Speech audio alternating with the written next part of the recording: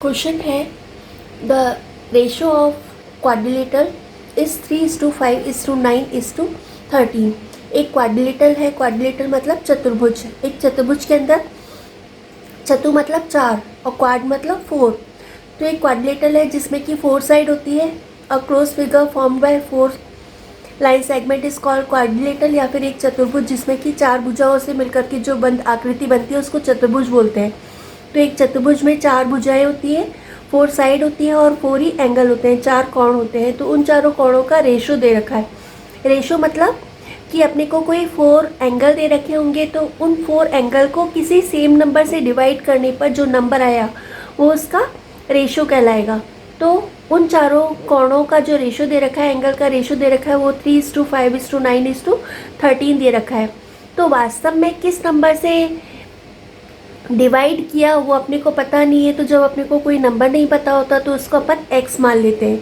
तो मान लिया कि उस क्वाड्रिलेटरल के चारों एंगल जो है वो 3 को x से मल्टीप्लाई करेंगे तो ये 3x, 5x, 9x और 13x हो जाएंगे। फिर अपने को पता है कि क्वाड्रिलेटरल के चारों एंगल का सम जो होता है वो 360 डिग्री होता है। तो अपन ने चारों एंगल मान लिए, first angle plus second angle plus third angle plus fourth angle. चारों एंगल का सम जो होता है वो 360 डिग्री होता है। और इसके आगे अपन लिख देंगे क्यों होता है, क्योंकि ये क्वाड्रिलेटरल की प्रॉपर्टी है। Angle sum property of quadrilateral.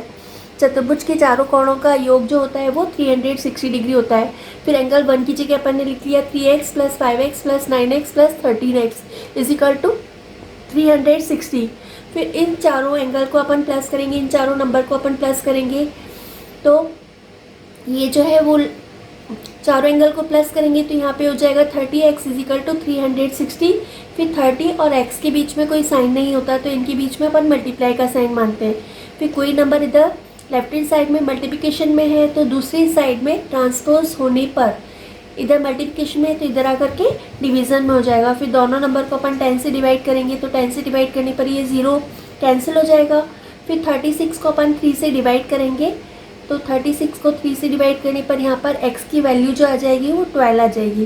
फिर फर्स्ट एंगल अपन ने क्या माना था, फर्स्ट एंगल अपन ने 3x माना था। तो 3 इन दोनों के बीच में कोई साइन नहीं है तो मल्टीप्लाई मानेंगे। फिर x की वैल्यू जो आई वो 12 आई।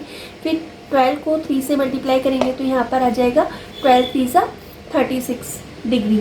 फिर सेकेंड एंगल है 5x तो 5 इन दोनों के बीच में मल्टीप्लाई का साइन मान देंगे और x की जो वैल्यू है वो 12 है तो 12 5 60। तो सेकेंड एंगल जो हो जाएगा वो 60 डिग्री हो जाएगा। फिर थर्ड एंगल है 9x तो 9 साइन नहीं है तो मल्टीप्लाई मानेंगे, x की वैल्यू जो दे रखी है वो 12 दे रखी है, 12 9 108 डिग्री आ जाएगा थर्ड एंगल। फिर फोर्थ एंगल है 13x।